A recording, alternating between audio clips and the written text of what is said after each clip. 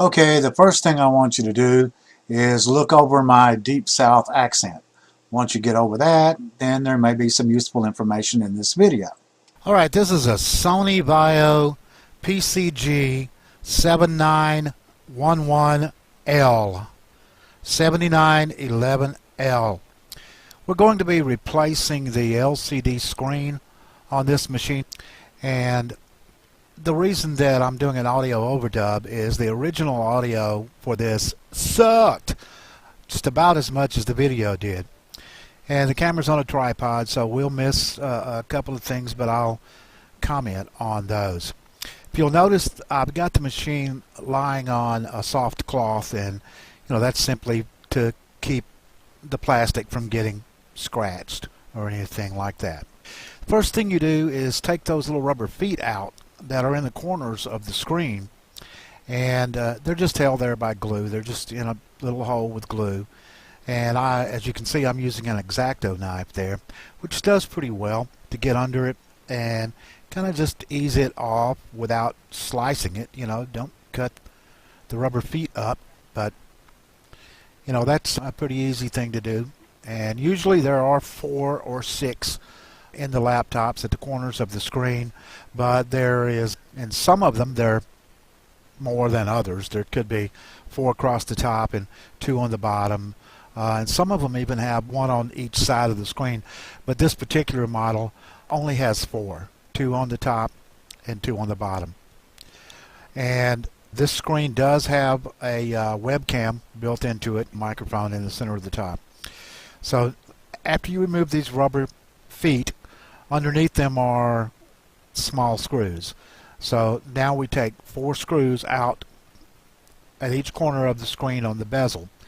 And if you'll notice, I have a tray with compartments over next to the computer. That way I don't lose the screws or get them confused. Put each screw that comes out of a certain section. I'll put all the screws that comes out of the bezel in one little compartment, all the screws that come out of the screen in another little compartment, so that you don't get them mixed up. Now, once all the screws are out, you can see that I'm looking for a place to unsnap the bezel, and basically we just unsnap the plastic tabs, the plastic hooks under it. You get your fingers under behind it, and you can see it just comes, it just snaps right off. Some of these are harder than others. For example, a Dell may be a little harder to get off than this Sony was. This Sony was obviously very easy, or an HP may be even a little harder. You just have to be careful with it, and don't break the plastic. The screen comes loose from the back now. Now on this one, be careful because there is a camera, as I mentioned before. There's a camera up at the very top of the screen in the center. Of my hand is there now. And there's a cable that connects to the camera that runs down behind the screen. This cable, when I take it loose, unfortunately I didn't have anyone on camera, so the camera's sitting on a tripod and you can't actually see what I'm doing, but I can describe it to you. The connector is such that the connector on the cable slides in from the bottom into the receptacle that is on the back part of this computer, the back plastic. So it just pulls straight down. It is held in place by some cloth tape that goes over the connector. So just pull the cloth tape back, and you can pull the connector straight down, and it will come right out. Right now I'm taking the screws out of the side.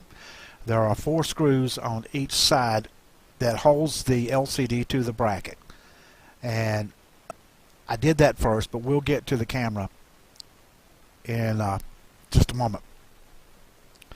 The bottom screw is real close to the back plastic, so I'm kind of pulling the screen up a little bit so I can get that bottom screw out on this side. Same for the other side. The camera can't show what I'm doing on the other side, again, because no one's operating the camera. It's just kind of sitting there. But basically there are 8 screws that hold the screen onto the screen bracket, 4 on each side from top to bottom. Number 2 Phillips screwdriver will do the trick. Not a number 2. What am I saying? number 0, I think it is, the small Phillips screwdriver. And those are in fairly tight. There, as you can see, I'm having to put a little pressure on it to get those screws broke loose. And when we put this thing back together, I'm using a different screwdriver. It allows me to, put a little more twist on it. It's the same size screwdriver that fits in the head of the screw, but it's a little bigger screwdriver. It gives me a little more torque to unscrew it. Okay, that's the bracket. It's loose with all of the screws out, and the bracket, you can just move it around as long as you don't put too much pressure on it. I'm having a little problem getting that bottom left screw out because it was behind the plastic a little bit, but looks like it wasn't too much problem. I got it out. Now, as I was speaking before about the camera cable, once I get all the screws out over on the right side of this, then we'll take that camera cable loose. So we're loose out of the bracket now. Leading it forward so I can get behind the screen where the camera cable comes straight down. It plugs in from the bottom of the receptacle that's on the back where the circuitry is. It's held in place by just a little sticky cloth that holds it up there. Of course, it snaps in place. It's not coming out anyway. But this is the part where you can't actually see what I'm doing, but I'm taking the tape off and pushing straight downward toward the keyboard with the cable that goes up there, and it will slide out of its receptacle. And now you can see that we can lie the screen down on the keyboard. And the small thin cable running up the keyboard, running up the screen, is the camera cable, and it's sticky back. It's kind of got some sticky glue-like substance on the back of it that holds it on the back of the screen.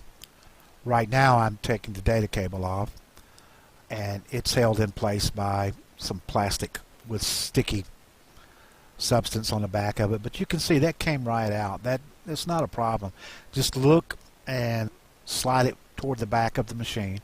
That is the camera cable that's being pulled off now, and now everything's off, and you can take the screen. The screen is ready to replace.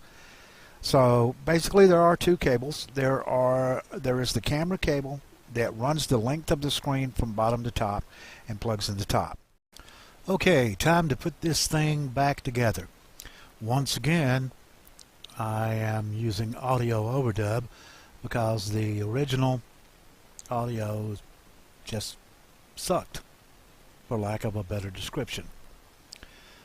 I just laid the new screen down on the keyboard, and what I'm doing now is going and getting the old screen, just for good measure's sake, to put it on top, compare it, make sure that it is exactly the same size, and that the connectors are also the same type and in the same place.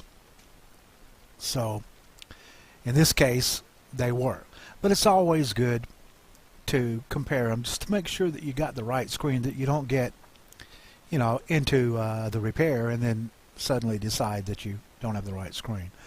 The first thing I did was take the camera cable, and it's still sticky on the back, and kind of route it right back where it was. And now I am hooking the data cable back up over on the connection, and that's pretty self-explanatory. You can look at that connection and see how it goes. It fits in there.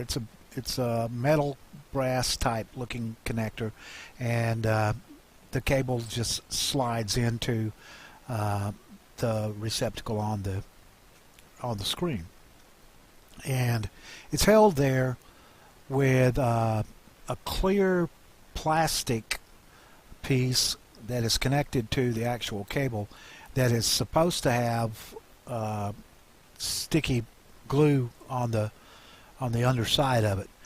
On this particular instance, once I pull that up, it's no longer sticky. So I'm just getting a piece of Scotch tape, just a small piece of Scotch tape, and going over the top of it to hold it in place so it acts like the original did, and it's not going anywhere once it's taped down like that and once the connector is in place.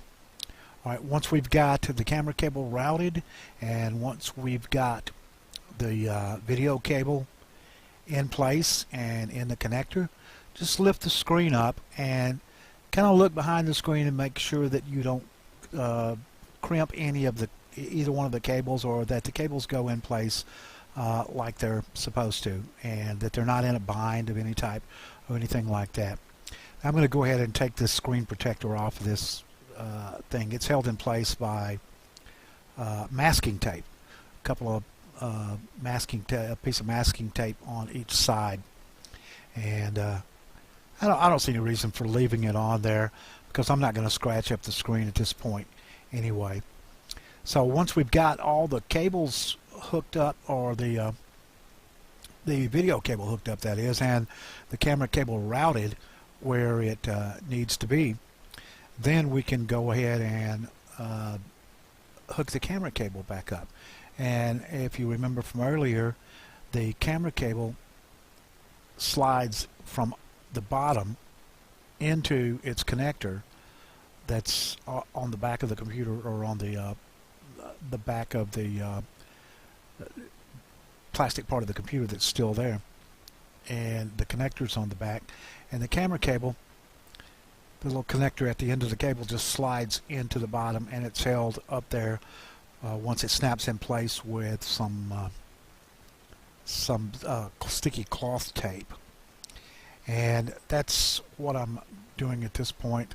No, that's not correct. What I'm doing at this point is I'm putting one screw in each side of the screen to hold the screen where it needs to be, and I'm only putting one screw and putting the screw in the center so that I still have room to get behind the screen to attach that connector, or move the screen, marginally a little bit, where I can get behind it and attach that connector, which I couldn't do if I put all the screws in at this point.